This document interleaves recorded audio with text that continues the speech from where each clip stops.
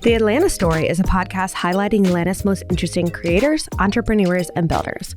I'm JC Cadet with Atlanta Ventures and co-producer alongside Jon Birdsong. In today's episode, Jon sits down with Nedra Deadwyler, founder of Civil Bikes. Nedra started Civil Bikes nearly 10 years ago as a way to preserve history while also experiencing Atlanta outside of the normal lens of a car. Her tours are experienced by visitors all over the country who want to learn more about the silent parts of Atlanta history. When she's not leading historical tours of Atlanta, Nedra is a social worker, as well as serving on the Urban Design Commission for the City of Atlanta. In today's interview, we learn why Nedra started this company, what places and people she highlights on her tour, biking culture of the city, and much more. We hope you enjoy the show and subscribe to The Atlanta Story.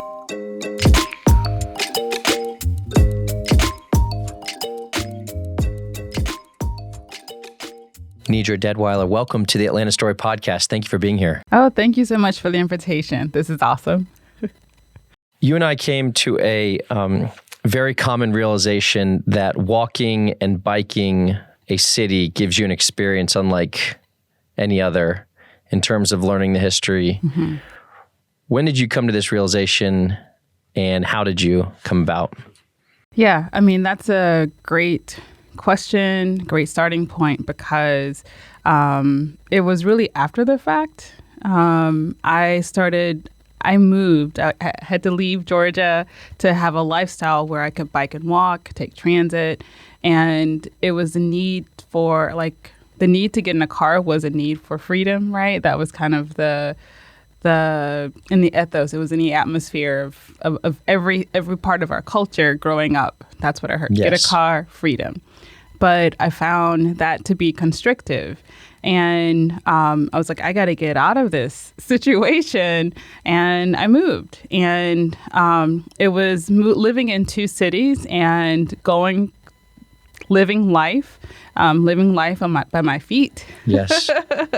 Guided by imagination or curiosity or smells or sights like what's going on over there. The landscape changes. And so when I came back home, which is Georgia, I realized, wow, life was so different. I really miss that. I wish I had it here. So that is, I guess it was like 10 years later. Yeah, 10 years, right? I realized, I had something special. Not that I didn't think it was something special, but it kind of really pressed a point around what I gained by walking and what I had left behind by being in a car.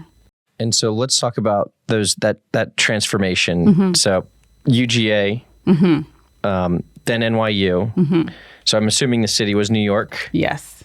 And so you left UGA, Manhattan. Manhattan. And so went to New York and all of a sudden realized that no one has a car. No one has. I mean, very few people, right? Like, I mean, there's so many, however millions of people live in New York City. There are cars on the road. There's a lot of horn honking. Yes. But that's almost like background. Right. Because it's hard to almost see the cars for the people on the sidewalk. Right. I know. It just seems like the cars are always there and it's just part of the... It's like the buildings, Yeah. It's like part of the ground, like, it's background. Right. The real life is what's happening on the sidewalk or in the train, or whatever else you're doing, the park, because there's parks, there's sidewalk cafes. There's so many other spaces where people live and like interact with each other, mm-hmm. that it just, it's like it opens you up as a result, right? Like it requires you to express a type of vulnerability that being in your car does not even allow. Agree. Mm-hmm. So after NYU, moved back to Atlanta, where did you find that heartbeat of walking, biking? Because I assume you had kind of your pick of wherever, right? Yeah. In the city of just... Yeah, I mean, that's... So when I came back, I went 2012, 2013? 2010. I moved back here 2010. So 5 years before Ponce City Market. Yep, before Ponce City Market. Completely different city, which is, right? I feel like you got some opinions on Ponce City Market. We're going to get him out of you. It's like, oh, once it starts, wow. Yeah. Atlanta, like reversed. Woo. There was not a Krog Street. The Beltline had not been on the ground. So I moved home. I moved back to my mom's house, different house than when I grew up in. So I was in DeKalb County, Decatur. Yep. Yeah. Decatur, where it's greater. So South Side, South of West DeKalb. Which, I mean, coming out of my mom's neighborhood, it's an arterial roadway. So it's a state route. So I tried biking going towards McDonough, tried biking going towards Decatur, Atlanta. Terrible. Dangerous. Dangerous. Dangerous. Yeah, dangerous by design. Like, it's even scary to be in a car trying to come out of her neighborhood because there's so much, like, development that's taking place in McDonough, Henry County, and say Conyers area. So there's always like car traffic. Right. But so that wasn't a place for me. And eventually, I mean, it was just, we're still coming out of the housing crisis. And I basically, we'll just call it a first-time home buyers program. I had signed up for like this lottery I was a social worker, signed up for this lottery, and I got chosen, but I didn't want to live in a condo. So, because again, I really like my freedom. Right. So I found a house in Kirkwood. I live in a neighborhood that's not too far from downtown, but very much a neighborhood on the east side of Atlanta. So that's where I was like, it was really more about finding a space that I felt like I could be comfortable, I feel safe. And have your freedom. And have my freedom. Yep. So, as a person who I think has biked in different cities, different places, I didn't feel uncomfortable about, the street design necessarily. So I was like, oh, it's no big deal. 2-4 however many miles to downtown it wasn't too much of a challenge. Yep. So I mean, that's kind of where I found my space. And you found it so much that you said, all right, well, I want other people to find this. So let's talk about the origin story of Civic Bikes. Yeah. Civil, like it's a disaggregated. It's okay. Everyone says Civic because, and I think, maybe that was a missed opportunity, right? Because it is about civic action, like really getting involved. And it's that civic engagement, engaging people in issues and ideas. And so there was missed opportunity, but I named it Civil Bikes, disaggregating it from civil rights, because the idea came to me when I was on a press trip with a friend at the time in 2013. Alabama Tourism, they were releasing their civil rights trail. Okay. So Atlanta didn't have one at the time. Georgia didn't have one. And it was really becoming, I think, part of the tourism recognized that there was a need for having it. And Alabama Tourism has really been kind of at the forefront of developing those type of projects. And I know, right? Yeah. So it was on that trip and just going to different sites that were related to the civil rights movement, and the people who were at those locations had lived that history. So it was hearing firsthand account and narratives, seeing their material culture, photographs, newspaper clippings, and really being, I think, pricked by what I heard. It was very engaging. It was also challenging. What towns, cities were these? Selma, Birmingham? Yeah, so we were in a car. We went Birmingham, Tuscaloosa, and Greenwood. Okay. So, I mean, it was probably a whole total is about 2 hours. So not necessarily a long trip, but it was, fully a big loop. And it was a safe house museum that's in Greenwood. It was founded by Teresa Burrows. She's deceased at this point, but she had been a child foot soldier, so she was a part of the movement. And the Safe House Museum, it was an actual safe house when Dr. King was being pursued by the Klan in Alabama, and he was hidden there. And there were families who lived around that still kind of knew that history. I'm not sure where people are today. We went to the University of Alabama, Tuscaloosa, and learned more about the desegregation of University of Alabama. And I don't remember where the barbershop was located. I mean, again, I was in the back of this car. I was in the back seat. So actually where we went, how we got there, I could not tell you. But just looking out the window at the landscape, I was like, wow, this would be so much better on a bike. Mm-hmm. I mean, everyone has like front row seat when you're on a bicycle. And you're not like, again, you're not contained. Yep. You're not isolated from really what's happening. You become a part of the scenery, So the combination of the tours plus the limited nature of the car, you're like, all right, I'm bringing this back to Atlanta. Mm-hmm. What was day one like of civil bikes? There you go.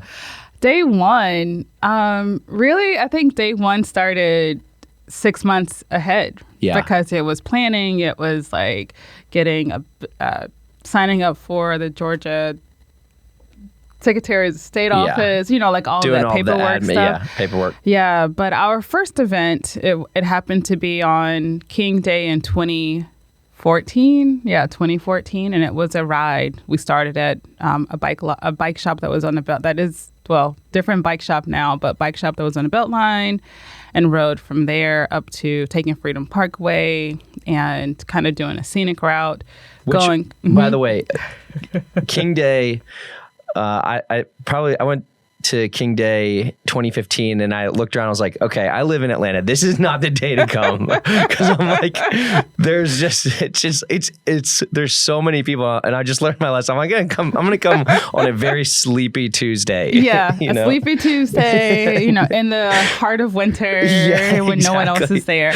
I mean, like seriously, the national park gets over 700,000 people, maybe up to 1 million people a year. So it's pretty active. Oh, yeah. And people come there year round. And, with COVID, there's been like closings and openings. So you really have to pay attention to the website. Mm-hmm. But yeah, that's definitely not the time to go. Nor spring break. Right. So it was King Day and that was the first event. Ride. Yeah, the first ride. And it was really lovely because friends, like family, like people that were a part of my life growing up were there. Friends from high school. It was kind of a heartwarming, like, wow, okay, this actually could be something. It's not just my imagination. And I will say I hit it old school style because I printed flyers. Yeah. Which is, now everything is so digitized that, and I do recognize that people are really making a turn towards analog again. I am myself because there's a need to like touch things as well, right? But I think it was just fun because it required me to walk, like I walk places, I bike places. I went to different shops and talked to people. Naturally, I am a bit. I am more of an introvert, so I'm a little quieter, and but so it required me to do things that I wouldn't normally do, and it was nice to, I guess, engage, and talk to people and hear what other folks had to say, and make new connections. And so that day was great. How is the product / service evolved over time, right? I mean, what do you add to it and tie in the history piece? Because that's a big component. Yeah, that is a big component. I would say the way that I operate is like very much iterative, highly reflective. I'm a social worker, so always thinking about like what are the problems that I'm trying to solve? What are the issues? So I'm pretty much driven by the fact that people need to come together. Like, we need to talk, and we have to address like realities around race, around disparities, around connecting. We have to learn how to communicate, period. And for me, things that I think that most people find challenging, yes, I think it's challenging, but I also find that on the other side, there's something that's wonderful that we have yet to even understand because we haven't gotten there as a society. So for me, what was like a project of community building, like, yay, we can get together, get on a bike and go for a ride. It very quickly turned into, there's problems within the tourism as an industry. It's pretty extractive. There's issues around like preservation and what is preserved and what isn't, what's highly accessible. How do you find information? People don't really want to talk about these things, So for me, it became like, let's have a deep, let's not forget infrastructure and design, and the fatality records. I did work for Georgia Bikes, which is a statewide bike advocacy organization, for 4 years. And that kind of opened me up to just issues around, design, inequities in bicycling, fatalities, like learning sort of the system of transportation that, I just drove a car in or, rode a bike in, but I really didn't understand how it impacted my, my beingness when I'm on the road. So trying to bring information publicly, discussing it with people that are interested in whatever it was that I was doing. Yeah. I tried to really bring those issues into it and also think about like how to do tourism different and better, how not to be extractive, how to at least decrease like. When you mean extractive, dive in on that. Yeah. So like tourism I'll use my own project. Sure. You're in a neighborhood. Are the people on the tour from the neighborhood? Most likely not. Do I live there? No. Is this my lived experience I'm talking about? Not necessarily. And who gets the money? I do. My company does. So I was like, this is not cool. Got it. Yes. It's very selfish.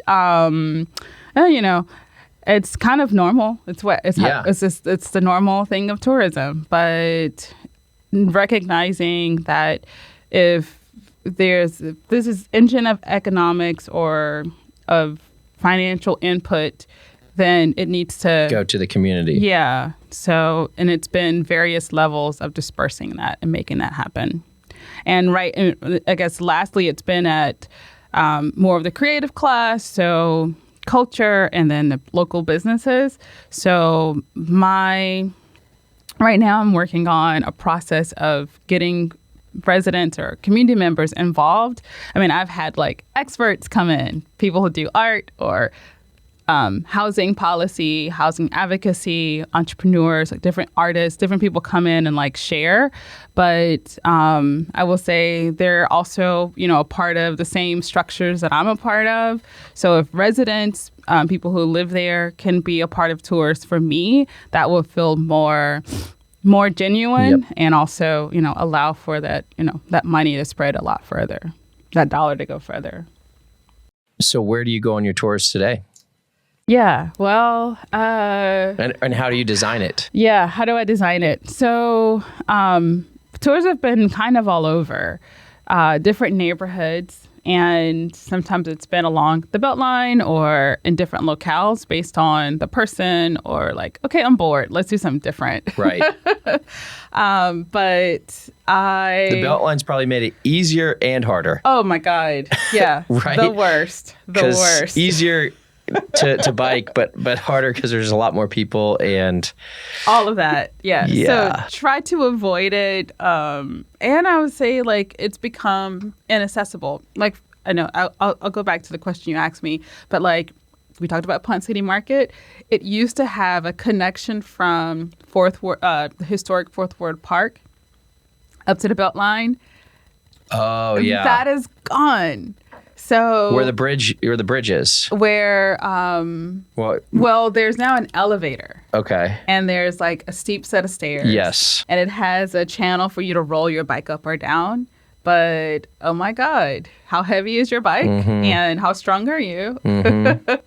I was like, I am not taking people up this stairwell. You know, the elevator or the set of stairs. It's too steep and kind of dangerous. I didn't want to even be responsible for myself with that, right? So, and I think that's one thing that's changed on the Beltline is that it's private. It's been highly privatized, this sort of public space. It's hard to find access points. So you're really restricted.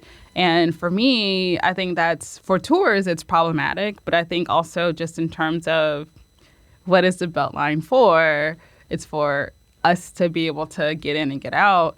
Then if entrance points are privatized or decreased, it makes it harder to access. Yep. So accessibility is a thing. And that also just speaks to design of routes.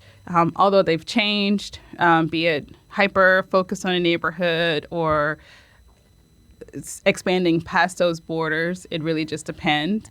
But it's really about what's accessible, what is easiest for most people. Because most people who come on a bike tour, they're not like yourself. They're not running around, Piedmont Park, they're making long bike rides. They do this on vacation. Right. And are they from Atlanta? Sometimes. But mostly. Yeah. Sometimes they're from here or live here or have moved here. But a lot of times they're really just kind of traveling in. Sometimes folks are like, oh, I have a group of friends coming to town. So there's some of that. But it's mostly, I'd say most people from other places. This podcast is brought to you by Atlanta Ventures. Check out our website to access many resources, including free tools and guides to start a business, a calendar of our upcoming events hosted at Atlanta Tech Village, and a lot more content around building companies.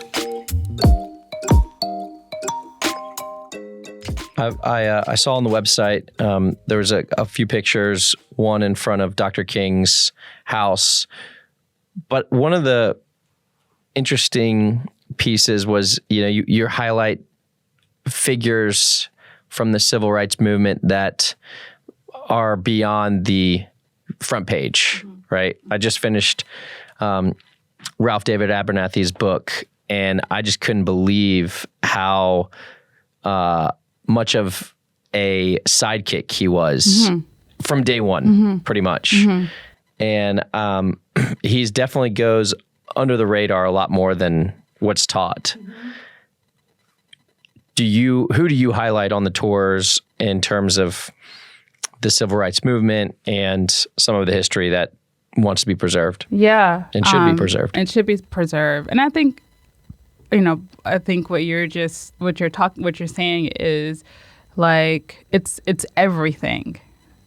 Our history really gets minimized. There's a lot of silence. I know my instructor, Dr. Kate Wilson, would say there's silence in the archives. There's where is this information? So, and I think like we have to be curious because we're missing so much and so many perspectives and point of views that we are not getting when we think about like various time periods, World War I, whatever it is. But some people that I will highlight, definitely more women oriented. So Ella Baker, although she wasn't from Atlanta, she was a giant figure, very petite woman, but really a giant in terms of her impact on the movement as a whole, and especially on the Atlanta movement and what took place here, because she was part of a team called In Friendship that was based in New York. Her, Stanley Levinson, and I'm always forgetting one person or the other. But three individuals in Friendship. They did fundraising and also provided strategy for the movement. And so she was a part of establishing the SCLC office here in Atlanta. There was a meeting that took place at Ebenezer Baptist Church. There's a whole other name for SCLC. That was like its second name. It was rebranded. So yes, that happened like in movements too. And the first name had like transportation in the title, which was a super long name and hard to remember. But it wasn't Southern Christian Leadership Conference? That was a second name. Okay. And so when it came here, they had a meeting and they established a new name and also officially named Dr. King as the leader of that organization. And it was based here. And she was the person who really opened up the office. She established SNCC, the Southern Student Nonviolent Coordinating Committee. So if you think about youth and activism, she was one person who really spearheaded this idea of a strong leader don't need, people who are knowledgeable and organized don't need a leader. So it's like decentralized leadership. Yep. And kind of what is practiced today in a lot of different movements is a decentralized leader. And so she mentored young people until they learned to hear and recognize their own voice and come up with their strategies. It was very much evolved past, I think, ahead of its time, I should say. Ruby Parks Blackburn, she was born in Georgia and just sort of she was a beautician, and she became like a community organizer around like beautification and meeting basic needs of residents. But, in this process of pulling people together and organizing folks, she began to get involved in voting rights. And because the nature of a lot of society back then was segregated, it was also gendered too. So there were groups for women in voting, Black women voters. And she developed the Negro Women's Voters League, which kind of catapulted her to like a high level. Mm-hmm. She became an advisor to President Lyndon Johnson. So just looking at her leadership, and also, we still look at barbershops and beauty parlors as like these sources and like spaces, third spaces we'd say today, but also spaces of like community, of building and like autonomy, just like the church was. So they were organizing spaces, and also there were care spaces. We're now going back and talking about community care because a lot of that was pulled out of community, and like this insular single family became like, this is how you get your care, how you get all of your needs met is through but really we get our needs met through our community. And so that was one of those aspects of community care that was practiced, that Black women practiced, was at the beauty parlor. So kind of focusing on that. There's some historians that write about it. And then I would say, like, just in the King District, there's also a mural of Goldie and Dusty. And you might not recognize them because they're no longer in advertisement today. Mm-hmm. But it was for gold dust washing powder. And they were demonetized, kind of, dehumanized figures, black-bodied and beings, but that's a conversation point about labor, right. Because 99 point whatever percent of Black women had been domestics or worked in domestic work, because there were just certain areas that people were allowed to have access to have employment. Right. So, and it was either being a laundress or being a domestic worker, and that's kind of like hand in hand. But those are some of, I think, the three, conversations and that are important to me, is kind of to bring in that work that women did. Yeah. That is very fascinating. The Georgia State program that you did, so UGA, yep. Bulldog, yep. NYU, and then Georgia State, it was historic preservation, mm-hmm. right? So we'd love to learn about that program, and why you did it, and what you take it to work tomorrow with, or today. Yeah. I am glad that I did go back to get another master's. The program is really, it's like 2 programs in one, or because you have this option. Historic or heritage preservation, I guess heritage preservation. It is the combination of preservation of the built environment.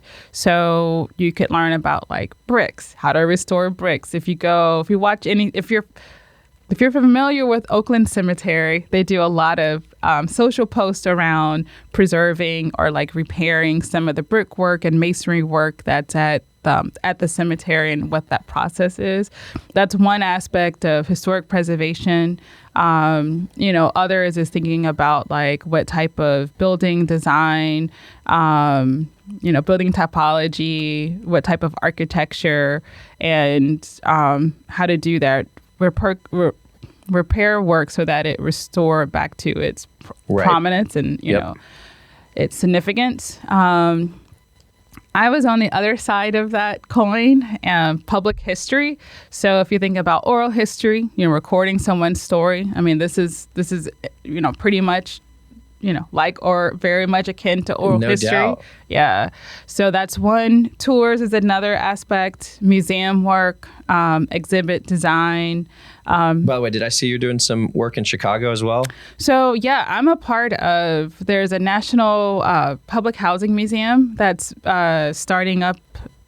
That's in development there. It's based in Chicago, but a lot of the narratives that they have recorded are based in Chicago, but public housing was across the U.S., so they have fellows like myself. I'm here in Georgia, so to get some stories around public housing that's based here. And I'm super excited because I had one class in archives, I had one class in oral history, but there's so much more to learn, especially, going back to some of our earlier conversation, if we're thinking about what are the silences. How do you do this with the press communities when people really don't want to share their information or share their items? How do you engage and also give that autonomy and that power when people don't usually have that power? And the way that they express that power is withholding. So it's a place that has allowed me to do some thinking and listening and learning around around preservation. And because the Black built environment, if it exists or still exists, it may be in disrepair. It's not going to reach what's established around the standards for getting on a national register, but doesn't mean that it's not significant or there's not history or stories attached to it. So, or sometimes it's gone. There's nothing there. Buildings have fallen. They've been knocked down. Development has taken place, but you can still do something around capturing these. Locating the history in place, and oral history is a great way to do that. My mind goes to the Atlanta Life. Yeah. Insurance building. Mm-hmm. Is that something that you highlight on a tour? Yeah. I mean, I do from time to time.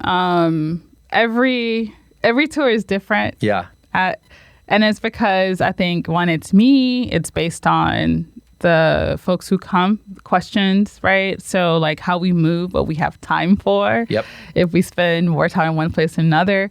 And at that intersection, I mean, the Atlanta Life building is not far off, but there's so much at the intersection of Auburn Avenue and Jesse Hill that usually I use that location to kind of talk about the civic life, religious life, different people who are in the movement, because it provides, it's the economic entrepreneurs, social life, there's just so much there.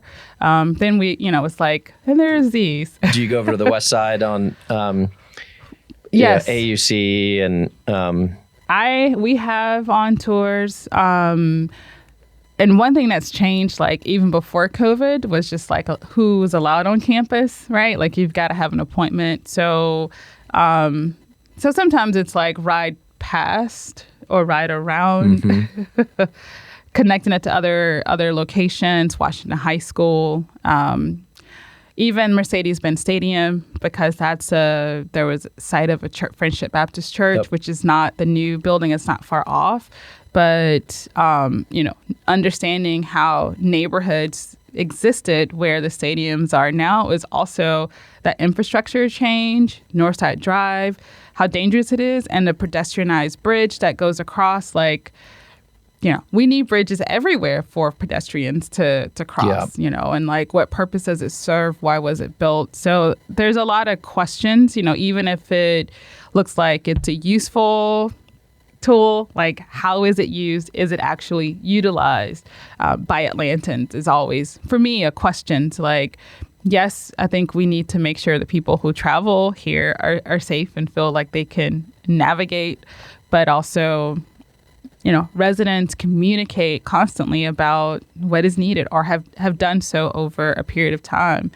I think, one aspect of the work that you're doing with the podcast is community engagement. Yeah. And a lot of, if we're thinking about the built environment, we think about history, we think about development, it's, I guess, predicated on community engagement have happened or took place at some point in time.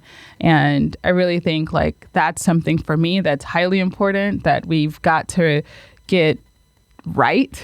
Right. Or do a better job at it. Community organizing is so important. Mm-hmm. Yeah. Knocking on doors, talking to people. Or if it's knocking on doors as a bike ride, there's so many different ways to knock on doors with folks.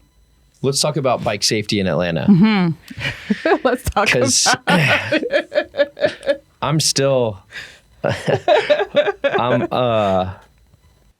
as I get older and mm-hmm. as my kids get a little bit older, I'm still just there's just some roads. Northside's a great example. Mm-hmm.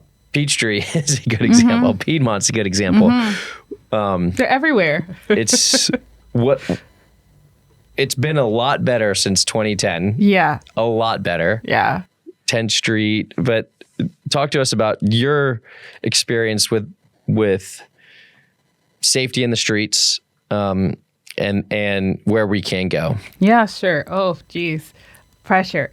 I will say, I also have to love with you. I am not riding my bike as much as I used to, mm-hmm. right?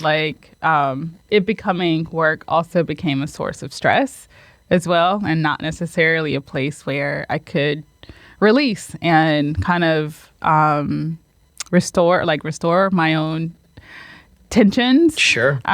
So that being said, I will say, I think the streets have gotten better. I think their drivers have an awareness of how to get around a bicyclist, a person biking. I think people are using the street design that is available where it's available in a way that is helpful. Most people aren't going from the right side of the lane to the left side of the lane at the last minute to make a left turn because it doesn't keep the person on the bike safe, right? So some of those rules of the road are very important. I think more people understand that as a bicyclist. I think in some of the infrastructure changes, there's always conversations around DeKalb Avenue and street paving and potholes. And but thinking about what's accessible other alternatives that someone could ride, I think there's been a lot of mapping of that, of roadways that are better, that are more accommodating. Yeah. And then just rethinking and retooling, what does good design look like? You mentioned Peachtree Street. There was a project on Peachtree Street that looked at crosswalk design, making it more broader, more visible, and right at Peachtree Center, mm-hmm. which was, thinking of crosswalks. Now that there's federal infrastructure dollars that are coming down, you're starting to see crosswalks in more places because we didn't have those. Yeah. It makes anyone who's on a crosswalk visible, and you're like, oh, wait a second, people do come across here. Let me back off if you're in a car. So I think infrastructure, Monroe, Ponce de Leon. There's more of those.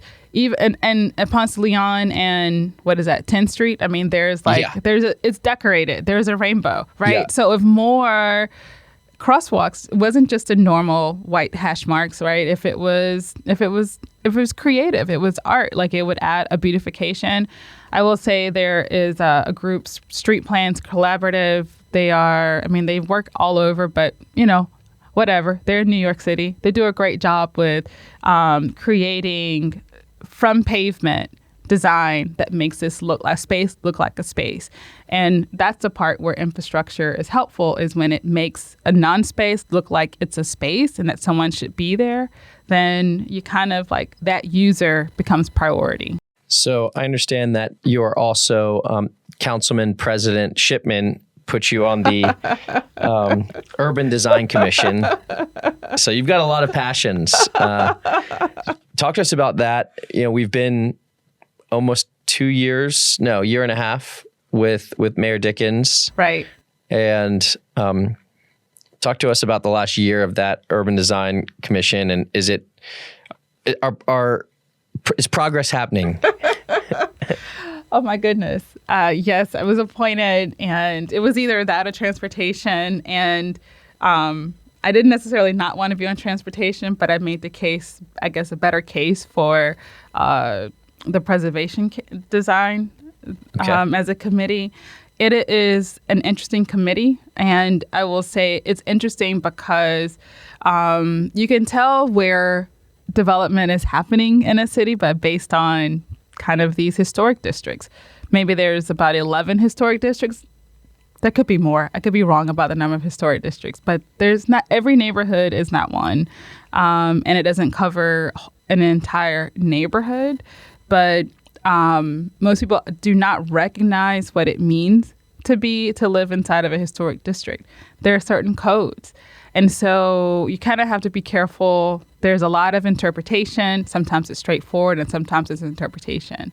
And that is where I think there's a meeting of the minds and like clashing takes place, because most people don't realize, I bought a house in a historic district. I am limited. It's kind of like moving into a condo. It's not your decision. The decision has already been made for you. And so people need to like really take that seriously. And the reason why historic districts exist is because, one, it could be a protection for a neighborhood as it is. Like right now, a lot of historically Black neighborhoods are being developed on the West Side. Oakland City is one. There are a lot of cases that come from Oakland City, and various things that people want to have changed based for their project. So, but those codes are written specifically to protect a neighborhood, also to protect like a historical character that is also kind of being erased, to some extent. If we think about vernacular culture, may not like less charm, more box, form. I don't know. Yeah, modern design. Yeah, modern. There we go. Maybe it's more sustainable. I'm not sure, but yeah. So I think it's necessary and it's interesting. It's been fun. Yeah. How often do y'all meet? It's at least a bi-monthly meeting, but there's a lot of prep for like hours of prep of reading through cases. The meeting itself can last 5+ hours. Wow. It really depends. It's work, it is work. Yeah. Well, Nedra, every time we wrap up a interview, we always ask why Atlanta and what has Atlanta done for you? Good question. Atlanta is my home. Like, I have roots here. I have history. My family's from Georgia, both sides, like generations. So it's an important place for me and in my story. And it intersects with my family in different ways. So Atlanta, because it does represent the South, it is a Southern city. And I think there's great opportunity to really make impact here and to create change that will be expressed across the South. I mean, Atlanta is not the only southern city that has bikeways, or bike cultures or want to have bike cultures. So it's a good place to experiment and learn from. And what was your second question? What has Atlanta done for you? Oh, what has Atlanta done for me? Well, it's my home. It's given me home again. And as much as New York City, I loved it, and living out in Seattle was also breathtakingly beautiful, great food. Atlanta is home. And there's something about Southern culture for me that is a reminder of what's important. So Atlanta has given me something back, like it's given me a part of myself that is important, which is family, connection, Southern sun, a lot of traditions that I think are really, the older we get, it helps to create meaning. As a kid, going to dinner at grandma's house is like, again. Right. But now that she's not here, that my grandparents are no longer here, I really miss that time, that family time. So there are a lot of special things that are here in the city outside of family. And I think so it's given me, I guess, community in some ways too. Yeah. Well, thank you so much for being a part of the Atlanta story. Yeah. Thank you for the opportunity to share and join the chorus.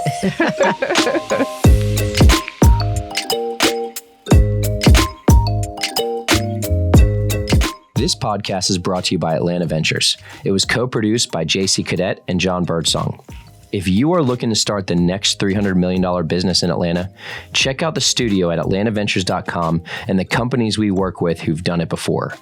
Thank you for listening to this episode. If you enjoyed it, please share it at your next coffee meeting or dinner greeting, rate it, and write a benevolent, eloquent review.